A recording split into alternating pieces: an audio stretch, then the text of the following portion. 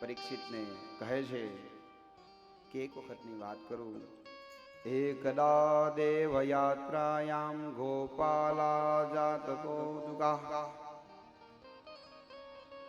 હેતોક્તિરનહ્યુદ્ધે પ્રયોક્તે Kim અંબિકાવનમ.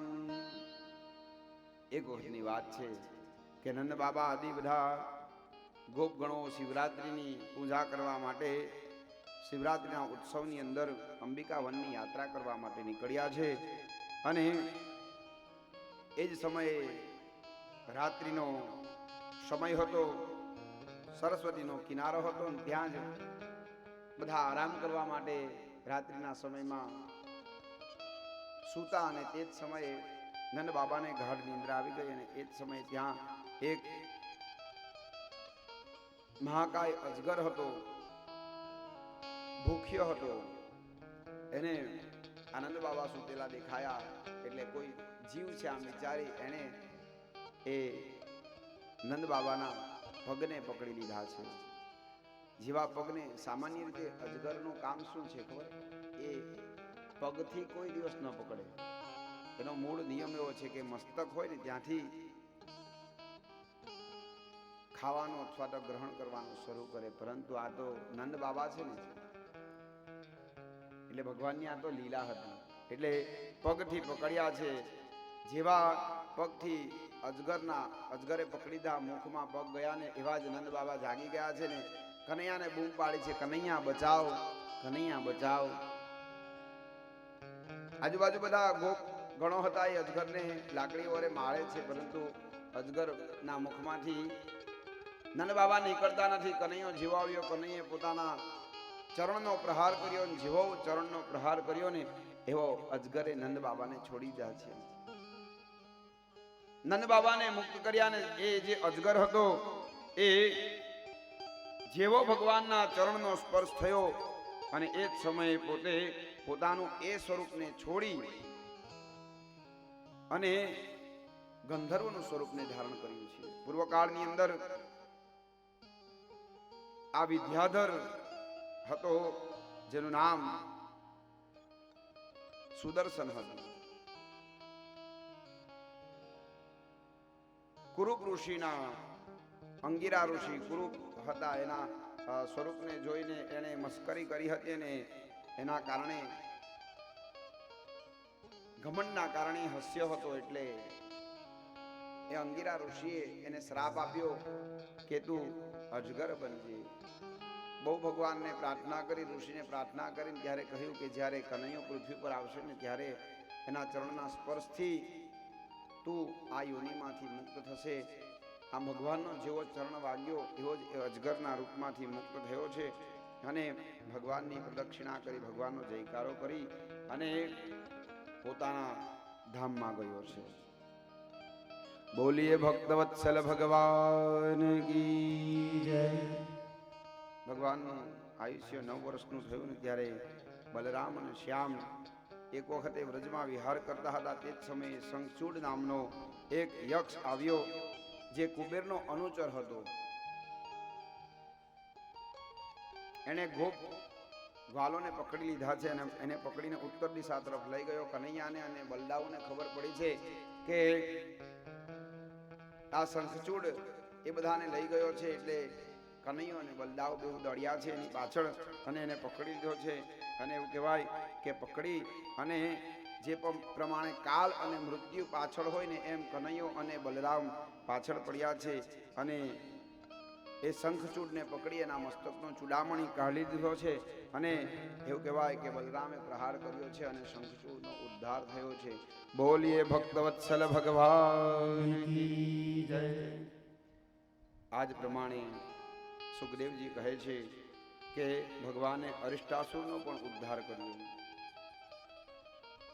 જે સમયે ભગવાન વ્રજમાં પ્રવેશ કરે છે તે જ સમયે આનંદોત્સવ થતો હતો અને ખૂબ ઉત્સવ ચાલતો હતો. અને એ જ સમયે અરિષ્ટાસુર નામનો એક અસુર આવ્યો, જે બળદનું રૂપને ધારણ કરીને આવ્યો.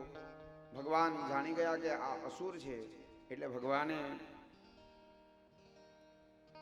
એના બે પગ પકડ્યા છે અને એને હવામાં ફંગોળ્યો છે, પૃથ્વી પર પડ્યો અને એનું મૃત્યુ થયું છે. આમ ભગવાને અરિષ્ટાસુરનો ઉદ્ધાર કર્યો છે. બોલી અરિષ્ટાસુર મર્દન ભગવાન કી જય. ભગવાનની આવી બધી લીલા જોઈ ને કંસને વિચાર આવ્યો કે આને આપણે બહાર જઈને વ્રજમાં જઈને મારી ન શકીએ, એટલા માટે એને અહીં જ બોલાવવો જોઈએ. 10 વર્ષની ભગવાનની આયુષ્ય થઈ, 10 વર્ષના ભગવાન થયા ત્યારે કંસને એવું લાગ્યું કે એના સ્થાનમાં જઈને આપણે એને મારી ન શકીએ, આપણે એને જ અહીં બોલાવીએ. વિચાર કર્યો કે કનૈયાને મલયુદ્ધનું આમંત્રણ આપીએ. આમ વિચારી કંસે પોતાના સભામાં આ વાતનો પ્રસ્તાવ મૂક્યો છે અને ભગવાનને બોલાવવા માટે અક્રૂરજીને કહ્યું છે કે તમે જાઓ વ્રજમંડળની અંદર અને કૃષ્ણને બલરામને જઈને કહેજો કે મથુરાની અંદર મલયુદ્ધ થવાનું છે અને એ મલયુદ્ધના દર્શન કરવા માટે મામાએ તમને બોલાવ્યા છે. ભગવાન પણ લીલા કરી રહ્યા હતા એટલે ભગવાને એ વાતને સ્વીકારી છે. એના પૂર્વમાં એક ઘટના એવી ઘટી કે કેશી નામનો અસુર ઘોડાના રૂપમાં આવ્યો છે અને વ્રજમાં ગયો છે. ભગવાનની સાથે યુદ્ધ કરવા માટે તૈયાર થયો. ભગવાને એનો ઉદ્ધાર કર્યો અને કેશીને ભગવાને પરમધામ આપ્યું છે અને કેશીના નામ પરથી ભગવાન કેશવ તરીકે ઓળખાયા છે. બોલીએ કેશવ ભગવાન કી જય. અક્રૂરજી આવ્યા છે વ્રજની અંદર અને અક્રૂરજીએ સમાચાર આપ્યા છે કે મથુરા મંડળની અંદર મહા ઉત્સવો થઈ રહ્યા છે, એમાં મલયુદ્ધ થવા જઈ રહ્યું છે. એમાં કંસે, રાજા કંસે તમને બોલાવ્યા છે, આમંત્રણ આપ્યું છે. આ બાજુ જે વ્રજમંડળ ભગવાનને ખૂબ પ્રિય છે, ભગવાન હવે એ વ્રજમંડળ છોડવાની તૈયારી કરે છે. ભગવાન જે કાર્ય માટે આ પૃથ્વી પર આવ્યા હતા એ કાર્યની શરૂઆત થાય છે. એવું કહેવાય કે જેવું આમંત્રણ મળ્યું ને એવું જ સૌથી પહેલા માં યશોદાજી ખૂબ દુઃખી થયા છે.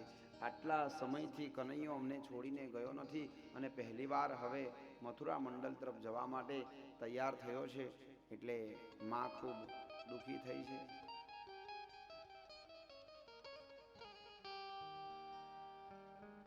પરંતુ ભગવાનની લીલા હતી એટલે ભગવાન જવા માટે અક્રૂરજીની સાથે તૈયાર થયા છે. આ બાજુ માં દુઃખી થયેલી, વિહ્વલ થયેલી પોતાના પુત્રને અશ્રુભરી આંખે વિદાય આપે છે. નંદના લાલાને યશોદાજી સાંભરે, મમતાની મૂરત મારી રહી ગઈ ગોકુળમાં. નંદ લાલાને માતા યશોદાજી સાંભરે, મમતાની મૂર્તિ મારી રહી ગઈ ગોકુળમાં. નંદ લાલાને માતા યશોદાજી સાંભરે, મમતાની મૂર્તિ મારી રહી ગઈ ગોકુળમાં. નંદ લાલાને માતા યશોદાજી સાંભળે, મમતાની મૂર્તિ મારી રહી ગઈ ગોકુળમાં. લાલાને માતા યશોદાજી સાંભળે, મમતાની મૂર્તિ મારી રહી ગઈ ગોકુળમાં. હારે ગોકુળમાં, હારે ગોકુળમાં.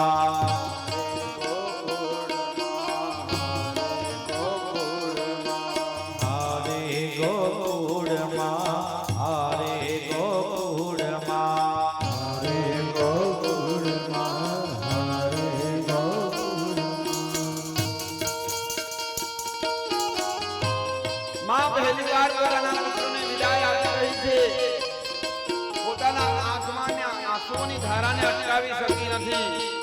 પરંતુ એવું કહેવાય ને કે જે કાર્ય માટે કનૈયાનો જન્મ થયો હતો એ કાર્યની હવે શરૂઆત થાય છે. એટલે એવું કહેવાય કે કનૈયો જવા માટે તૈયાર થાય છે. મા બાજુ દુઃખી થયેલી ભગવાનને અશ્રુ ફેરી વિદાય આપે છે.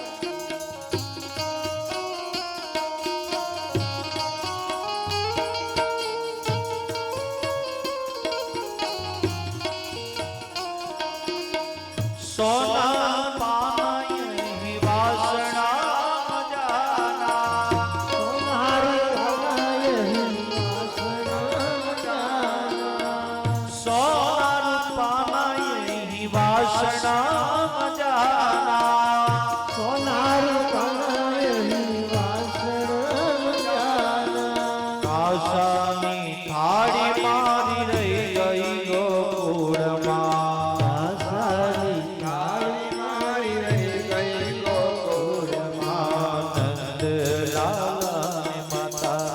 યશોદાજી સાબરે મમતા મૂર્તિ મારી રહી ગઈ ગોકુળમાં હારે ગોકુળમાં હારે ગોકુળમાં.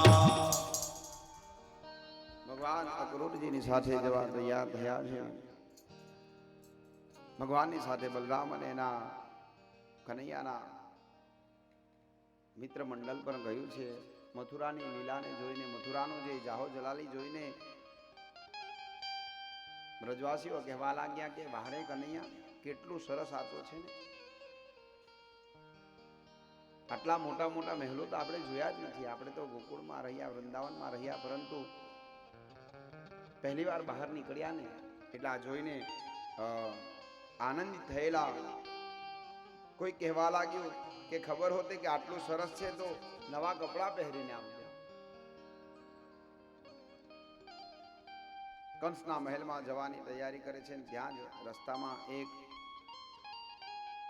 કુબડી બેઠી હતી જેનું નામ ત્રિવક્રા હતું, જે કંસના માટે ચંદન ઘસતી હતી. કનૈયાને એણે જોયો, કનૈયાએ એને જોઈ. એટલે કનૈયાએ પૂછ્યું, માતાજી થોડું ચંદન મને પણ લગાવી આપશો? તો એ ત્રિવક્રાએ કહ્યું કે કેમ નહીં. ભગવાનનું સ્વરૂપ જ એટલું મનોહર કે કોઈ પણ એને જોઈને મોહિત થઈ જાય. એટલે એ ખૂબડી એને ચંદન લગાવ્યું છે. કનૈયાને ચંદન લગાવ્યું એટલે કનૈયાને વિચાર આવ્યો કે આણે મારી સેવા કરી છે તો કંઈક એને ફળ આપવું જોઈએ. ભગવાને જમણો પગ એના પગ પાસે મૂક્યો છે અને પગ પાસે મૂકીને જમણા હાથે એના હાથને પકડી અને થોડી એને ખેંચી છે. જેવી ખેંચીને તેવું જેમ કહેવાય કે એનું જે કુરૂપ શરીર હતું એ નાશ થયું છે અને સુંદર યુવતી સ્વરૂપે એ પ્રગટ થઈ છે. આમ ભગવાને ત્રિવક્રા ઉપર કૃપા કરી. ભગવાન અને બલદાઉ બધા ભેગા થયા અને આ મથુરા મંડળના દર્શન કરતા કરતા રંગશાળામાં પહોંચી ગયા. રંગશાળામાં જેવા પહોંચ્યા જ ત્યાં અદ્ભુત એક ધનુષ એને દેખાયું જે બહુમૂલ્ય હતું. એ ધનુષ્ય જોયું. કનૈયાને વિચાર આવ્યો કે આ શું છે, લાવને જરા જોઉં. એ ધનુષ્યને જોતા જ એની પણછ ચડાવવા જાય છે અને એ બે ટુકડા થઈ જાય છે. ભગવાને આ લીલા કરીને કંસને એવું ફરમાન મોકલાવ્યું છે કે તે જેને બોલાવ્યો છે એ કોઈ સામાન્ય નથી સાહેબ. કન્યાની શક્તિને કોણ જાણી શકે?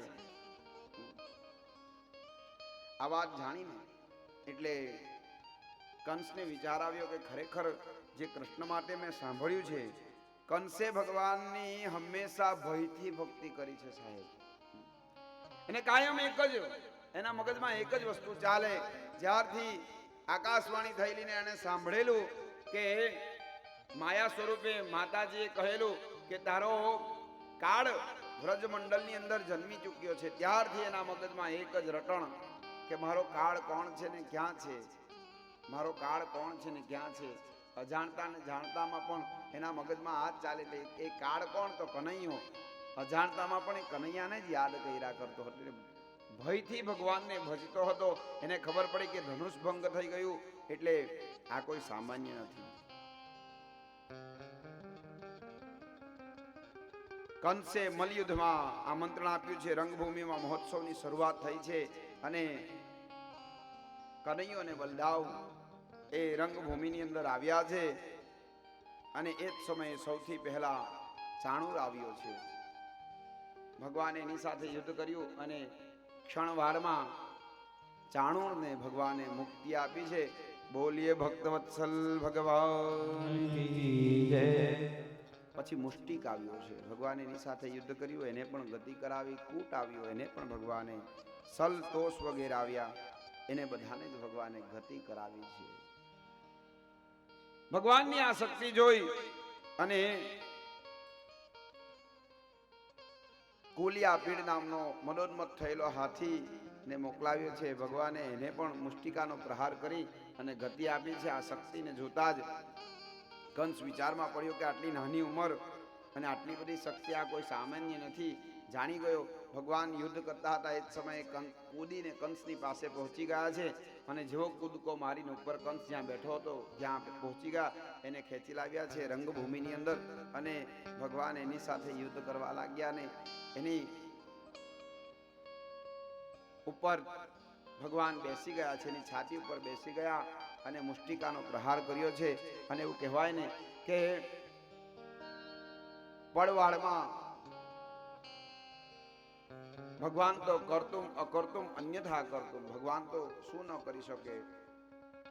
જે પ્રમાણે પડવાળની અંદર પાન ઝાડ પરથી તૂટે અને પડી જાય ને એમ એને ભૂમિ ઉપર પ્રહાર કરીને પાડી નાખ્યો છે. ભગવાન એની છાતી ઉપર બેસી ગયા છે અને ભગવાને પોતાની મુષ્ટિકાનો પ્રહાર કર્યો છે અને મુષ્ટિકાનો જેવો પ્રહાર કર્યો એવું જ એમ કહેવાય કે કંસ ભગવાનના લોકને પ્રાપ્ત થયો છે. બોલીએ કંસ મર્દન ભગવાન કી જય. કંસે પોતાના પિતા ઉગ્રસેનને બંદીખાનામાં મૂક્યા હતા. ભગવાને ઉગ્રસેનને બહાર લાવી અને એને ગાદી સોંપી છે.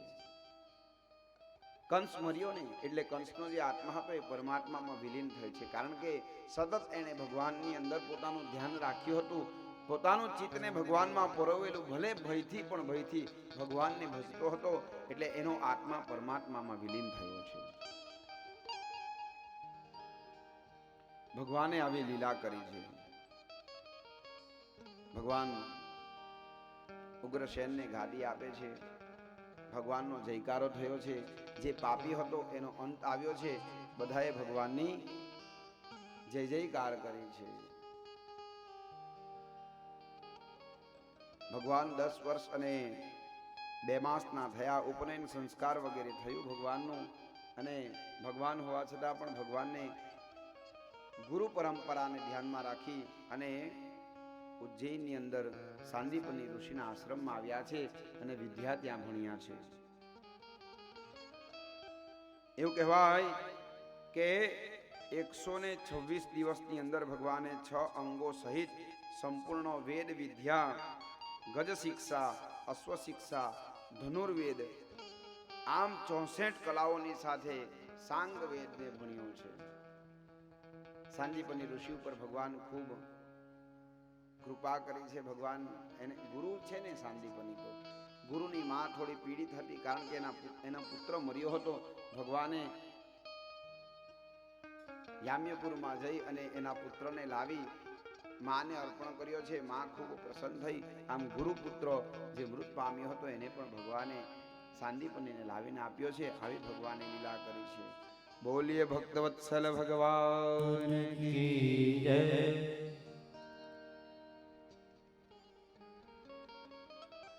સુજી કહેવા લાગ્યા કે ભગવાનની લીલા તો અનંત છે.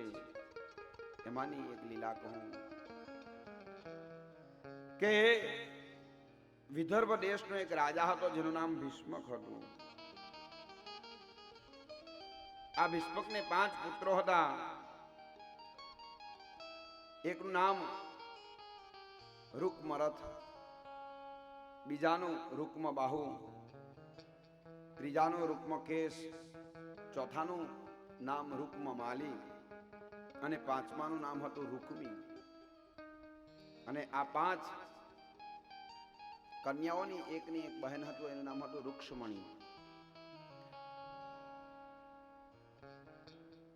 ભીષ્મકને પણ એવો વિચાર હતો કે મારી દીકરીને કોઈ એવો ઉત્તમ વર પ્રાપ્ત થાય કે જેનાથી એનું કલ્યાણ થાય. અને કનૈયાની લીલાઓને એ પણ જાણતા હતા, કનૈયાના ભક્ત હતા. પરંતુ એનો જે દીકરો હતો રૂકમી, એને એની બહેનનો વિવાહ પોતાના પિતાને પૂછ્યા વગર એને નક્કી કરી દીધું શિશુપાળની સાથે. રૂક્ષ્મણીને ખબર પડી કે ભાઈ આવી રીતના અમારો વિવાહ નક્કી કર્યો છે. રૂક્ષ્મણીએ પણ ભગવાનના ગુણોને જાણ્યા હતા, એટલે રૂક્ષ્મણી મનોમન ભગવાનને વરી ચૂકી હતી. એણે ભગવાનને પ્રાર્થના કરી છે અને ભગવાનના માટે પત્ર લખ્યો છે. દુનિયાની પહેલી સ્ત્રી હશે કે જેણે પોતાના મનની વાત પત્ર દ્વારા જણાવી છે અને પત્ર લખી અને ભગવાનને કહેવડાવ્યું છે કે હે પરમાત્મા, હું મનોમન તમને વરી ચૂકી છું, તમે આવીને મને ગ્રહણ કરો. કારણ કે મારો જે ભાઈ છે એ મને મારી ઈચ્છા વિરુદ્ધ વિવાહ કરવા માટે કહે છે, એટલે તમે આવી અને મારું ગ્રહણ કરો, પાણી ગ્રહણ. એ જ સમયે પોતે પત્ર લખ્યો છે રૂક્ષ્મણીએ અને બ્રાહ્મણની સાથે મોકલાવ્યો છે. રૂક્ષ્મણી લખે છે, बिनती सुनिए नाथ हमारी, बिनती सुनिए नाथ हमारी, बिनती सुनिए नाथ हमारी.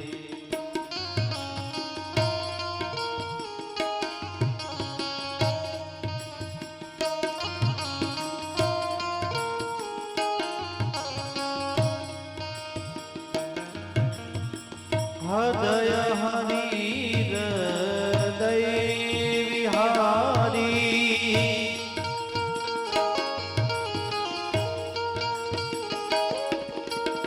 हृदय हरि हृदय विहारी, मौन मुगट पीतांबरधारी, बिनती सुनिए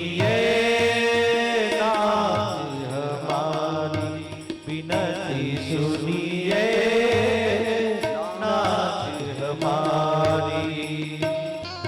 રૂક્ષ્મણીએ લખ્યું છે, શ્રુત્વા ગુણાન ભુવન સુંદર શૃણ્વતામ તે નિર્વિશ્ય કર્ણવીરે હરતો પંકજમ. આમ લખ્યું છે અને પોતાની વિનંતી કરી છે.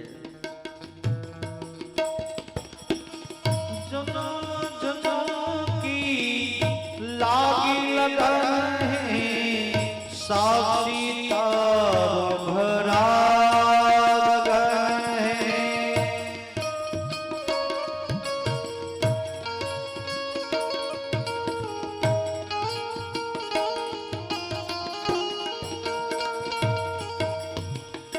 गिन गिन श्वास आस कहती है, आएंगे श्री कृष्ण मुरारी. बिनती सुनिए नाथ हमारी, बिनती सुनिए नाथ हमारी, बिनती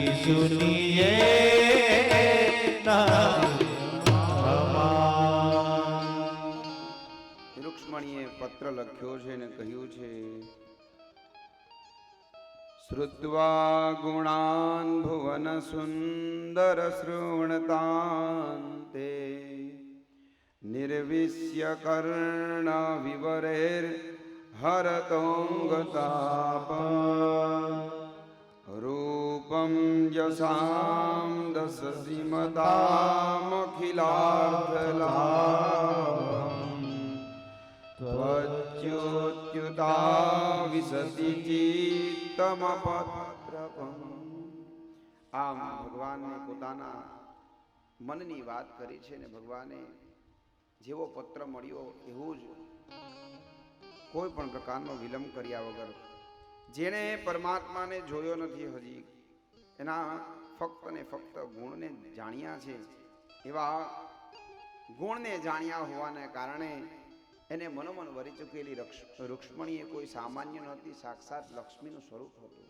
અને કૃષ્ણ એ કોઈ સામાન્ય નહોતા, સાક્ષાત ભગવાન નારાયણ હતા. એટલે ભગવાને જરા પણ વિલંબ કર્યો નથી. અને જે જગ્યાએ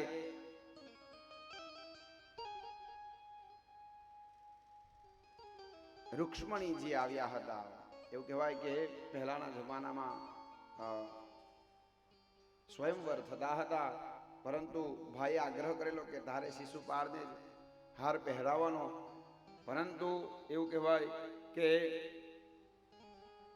એ વિવાહની પદ્ધતિ પહેલા કુળદેવીની વંદના કરવા માટે જાય. આ બાજુ રૂક્ષ્મણી પણ માતાજીના દર્શન કરવા માટે આવે છે અને કહે છે કે હું તમારી ત્યાં રાહ જોઈશ, આવું પત્રમાં લખીને મોકલાવે છે.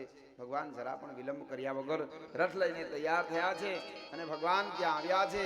ભગવાનના રૂપને સૈનિકોની સાથે રૂક્ષ્મણી આવેલી હતી, પરંતુ ભગવાનના રૂપને જોઈને સૈનિકો પણ મોહિત થયા છે અને ભગવાને રૂક્ષ્મણીને લઈ અને રથમાં બેસી ગયા છે અને ભગવાન રૂક્ષ્મણી લઈને જવા લાગ્યા. આ વાત રૂક્મીને ખબર પડી છે એટલે શિશુપાળની સાથે આવ્યો છે અને ભગવાનની સાથે યુદ્ધ કરવા માટે તૈયાર થયો છે. સાક્ષાત પરાક્રમની મૂર્તિ હોય એની સાથે કોણ યુદ્ધ કરી શકે? રૂક્ષ્મણીનો ભાઈ રૂક્મી ભગવાનની સાથે યુદ્ધ કરે છે ત્યારે રૂક્ષ્મણી કહે છે કે મારો ભાઈ છે એટલે એને મારશો નહીં. ત્યારે ભગવાને એનું શક્તિ અને બળનું, પરાક્રમનું ખંડન કરવા માટે, એનું અભિમાનને તોડવા માટે એક તરફની મૂછ કાઢી નાખી છે અને પછી એમ કહેવાય કે એને છોડી મૂક્યો છે. અને આમ ભગવાને રૂક્ષ્મણીનું હરણ કર્યું છે. બોલીએ રૂક્ષ્મણી રમણ ભગવાન કી જય. ભગવાને દેવકી અને વસુદેવને કંસના બંધનમાંથી મુક્ત કરાવ્યા અને પછી એમ કહેવાય કે રૂક્ષ્મણીની સાથે ભગવાનનો વિવાહ થયો છે. અને રૂક્ષ્મણીની સાથે ભગવાનનો વિવાહ થયો છે. આપણે અહીં એવી કોઈ વ્યવસ્થા નથી કે આપણે ભગવાનના એ વિવાહનો આખો પ્રયોગ કરી શકીએ, પરંતુ એક મંગલાષ્ટક ગાઈ લઈએ. કસ્તુરી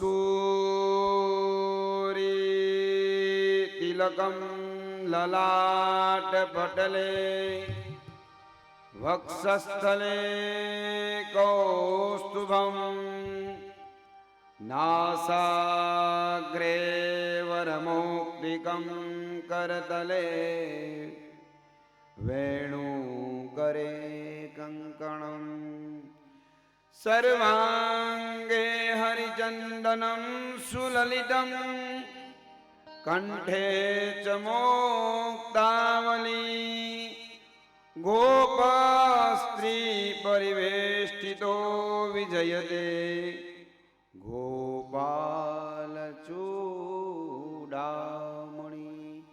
શુભ મુહૂર્ત શુભ મંગલ સાવધાન.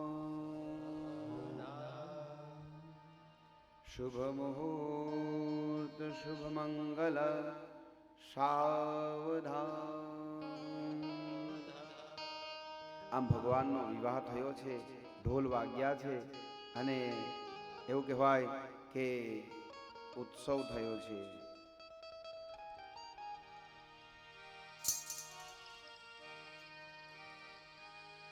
માધવપુરમાં માંડવોને યાદવ કુળની જા.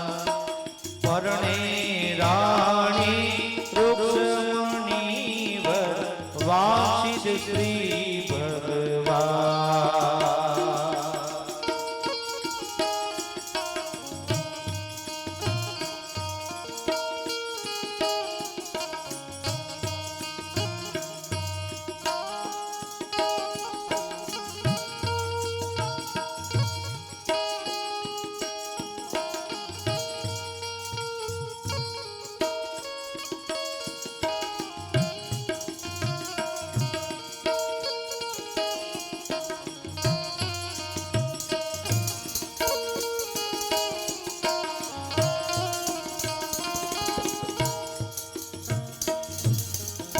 માધવપુરનો માંડવોને યાદવ કુળની જા.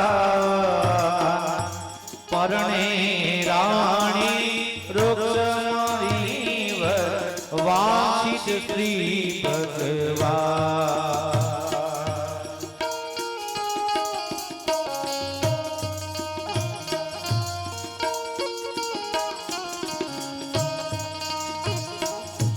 યાદવ જાનિયા થયાળી માંડવિયા પણ સોય. વિધિ સહિત વિવાર ચું કસર ન રાખી કોઈ. માધવપુરનો માંડવો યાદવ કુળની જા. પરણે રાણી રૂક્ષ્મણી વર વાંશિત શ્રી ભગવાન. પરણે રાણી રૂક્ષ્મણી વર વાંશિત શ્રી ભગવાન. ઢોલ ઢમક્યા ને વરવતા હાથડા. વાજા વાગ્યા ને વરવતા હાથડા.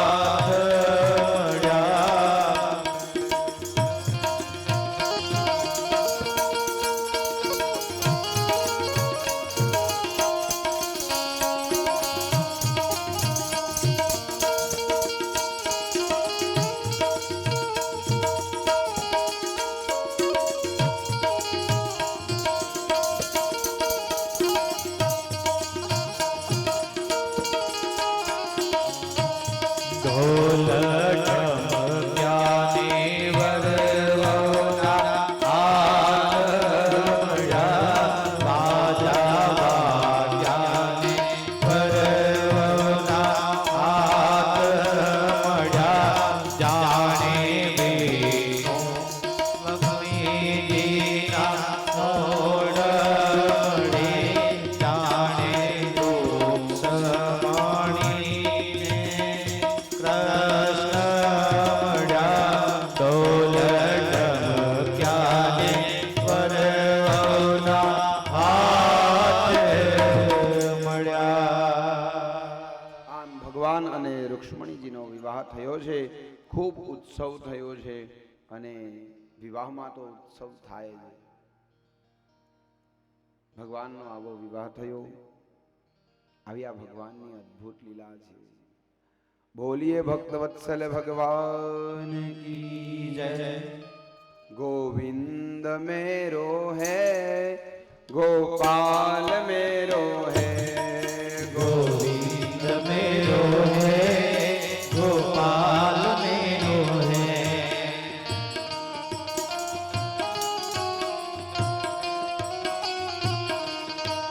गोविंद मेरो है गोपाल मेरो है गोविंद मेरो है गोपाल मेरो है गोविंद मेरो है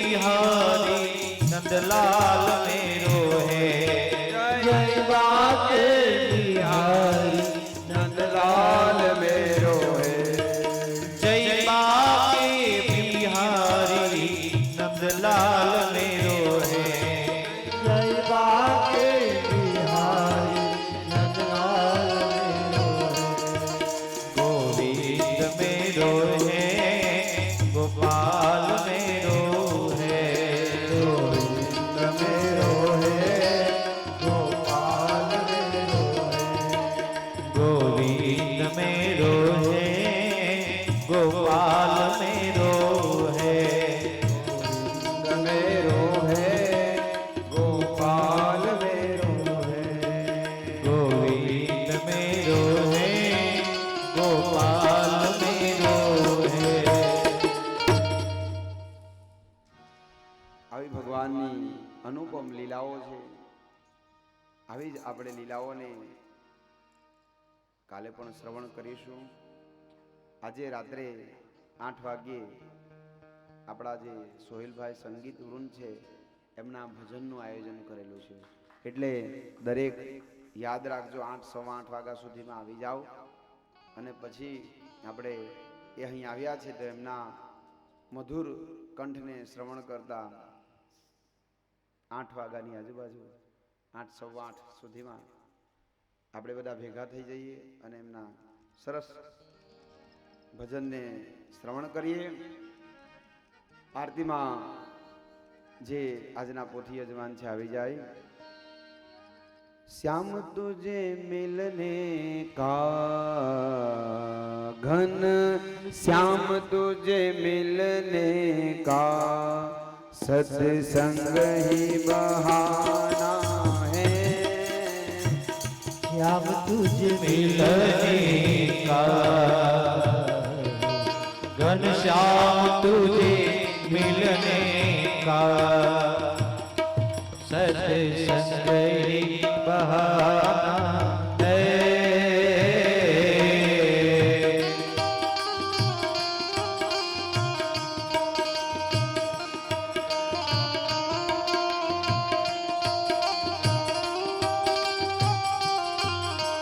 श्याम तुझे मिलने का सत्संग ही बहाना है श्याम तुझे मिलने का श्याम तुझे मिलने का सत्संग ही बहाना है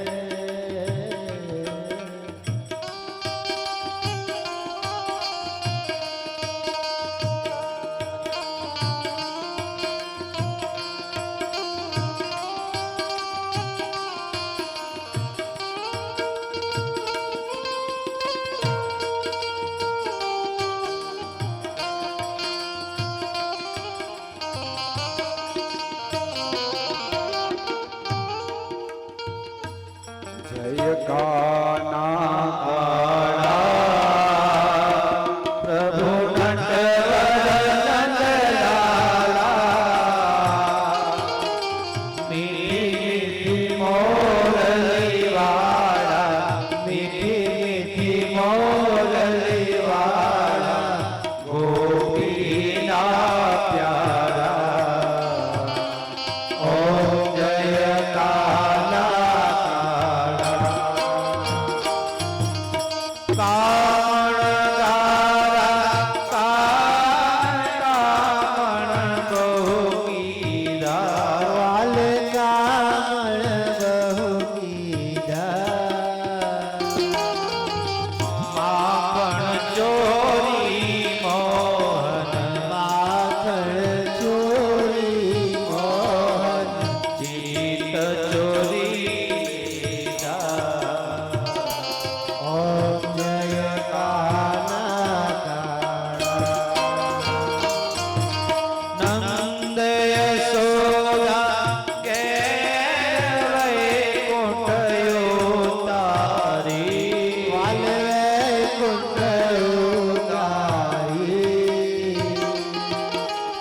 કાલિય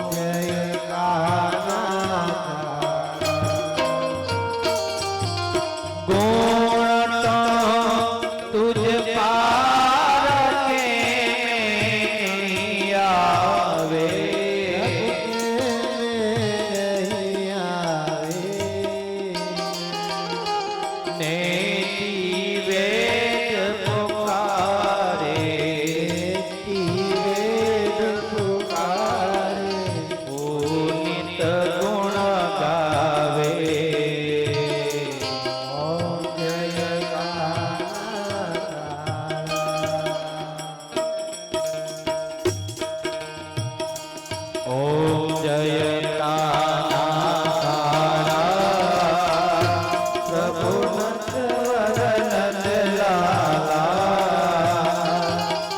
મીઠી મીઠી મોરલી વાળા મીઠી મીઠી મોરલી વાળા ગોપીના પ્યારા ઓમ જય કાળા ઓમ જય